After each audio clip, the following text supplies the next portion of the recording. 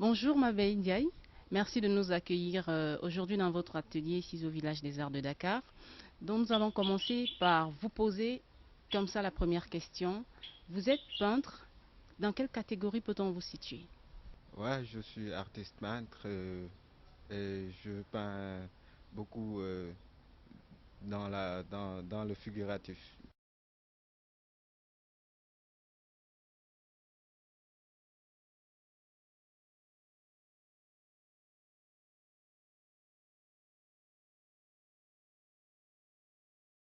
Quels sont les messages que vous véhiculez à travers vos tableaux? Est-ce que vous pouvez comme ça nous donner quelques thèmes sur lesquels quand même vous exposez?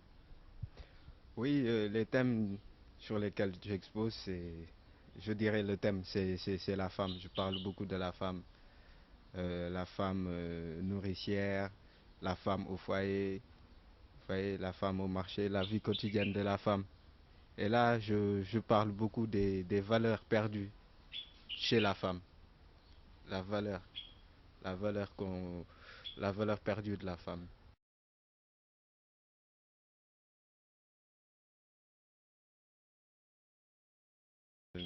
Ce que j'appelle valeur perdue de la femme, c'est ce qu'on voyait chez les femmes d'avant et qu'on ne retrouve plus chez la femme d'aujourd'hui, qu'on ne Est-ce voit que plus. vous pouvez expliciter, citer quelques exemples?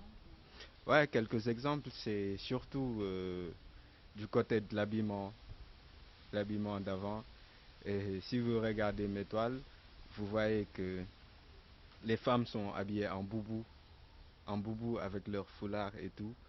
Et maintenant, je dirais que c'est une valeur qu'on est en train de perdre aussi, parce qu'on ne voit pas ça beaucoup. Vous voyez, on ne voit plus tous ces jolis boubous, on ne les voit plus. Ces jolis foulards, on ne les voit plus.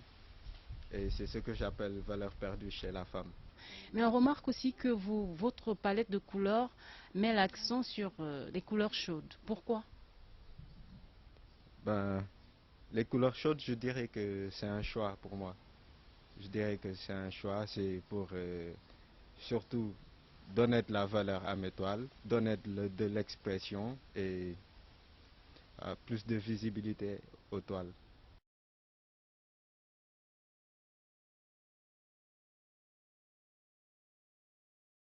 Et justement là, on voit qu'il y a plusieurs outils de travail là qui nous servent de table.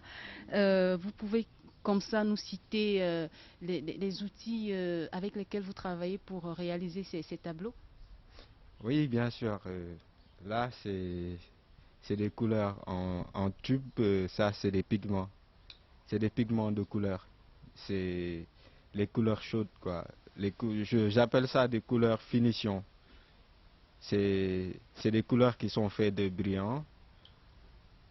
Ouais, j'utilise ça. J'utilise ces tubes à la finition. Ça, c'est des tubes de. Là, vous avez des tubes de vernis à eau. Des vernis à eau en tube médium. Impact, ça, c'est du vernis à eau qui viennent d'Australie.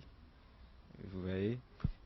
Et, et là, je dirais, j'ai j'ai la peinture en mat que, que j'utilise.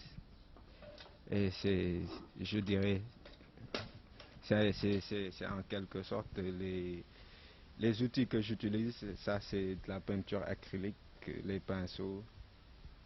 Et des fois aussi, ça m'amène. Des fois, je vais jusqu'à utiliser autre chose que de la peinture, je dirais du collage. Quand je dis du collage, c'est de la récupération que je fais pour coller ça, harmoniser ça avec les œuvres. Et je le fais souvent aussi avec du papier hygiénique surtout, de la sueur de bois aussi. J'utilise ça pour le collage et j'utilise des fois le bois. Vous voyez, des fois j'utilise même, je vais jusqu'à mettre de la pâte alimentaire sur les œufs pour, pour au fait avoir autre chose. Des fois c'est l'harmonie des couleurs, des fois changer un peu. Certains de vos tableaux expriment un voyage. Nous avons par exemple à l'intérieur un tableau qui nous ramène au pays d'Ogon. Pourquoi et qu'est-ce que ça explique au fait? Dogon- Au pays d'Ogon du Mali, ben, ça c'est le fruit de la recherche, je dirais. Et vous voyez, c'est la recherche qui nous pousse tout le temps à aller loin, à aller chercher loin, vous voyez, à voir loin, ouais, vers d'autres univers et tout. Vous êtes allé chercher très loin dans le grenier de la culture Dogon, mais pourquoi le grenier? Dans le grenier de la culture Dogon. Vous voyez, parce que ben, je dirais pas que c'est un hasard aussi. Et aussi, je dirais que l'hasard n'existe pas. Ben, c'est parce que j'ai une côté de ma famille qui vient du Mali. C'est peut-être cela qui m'a poussé à aller chercher là-bas. Parce que là, j'ai cherché dans le grenier de mes grands-parents. Donc, je dirais que c'est quelque chose qui a été fait, mais qui a été naturel aussi. À part justement cette appartenance, cette envie d'aller puiser dans vos origines, en tant qu'artiste aujourd'hui, forcément, vous traversez des périodes difficiles parce qu'aujourd'hui, il est dit que l'homme ne vit pas, comment dirais-je, l'artiste ne vit plus seulement de son art. Et vous, aujourd'hui, en tant qu'artiste, dans votre métier, est-ce qu'il y a des difficultés que vous rencontrez quand même? Ben, vous voyez, je vais vous dire que on rencontre des difficultés dans tout ce que l'on fait. Dans tout ce que l'on fait dans cette vie, on rencontre des difficultés. Mais les difficultés que l'on rencontre en étant artiste, c'est des problèmes de communication, la visibilité, vous voyez, les expos et tout. Parce que, au fait, pour pouvoir vendre, il faut que le travail soit visible aussi. Si le travail ne se voit pas, ben, il n'y a pas de chance de vente. Vous voyez, c'est les galeries, la visibilité, la communication, les messages et tout, je dirais.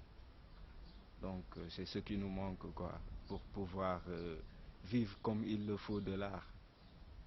Aussi, je pense qu'il faudrait qu'il y ait plus de visibilité pour les artistes, que la communication aille plus pour les artistes, que les artistes se fassent connaître aussi. Des expositions un peu partout, des échanges, tu vois, beaucoup de voyages aussi, parce que je pense que c'est ce qui pourrait faire vivre l'art. Voyager, échanger l'art et puis partir par-ci, revenir par-là. Je pense que c'est ce qu'il nous faut pour pouvoir vivre de son art.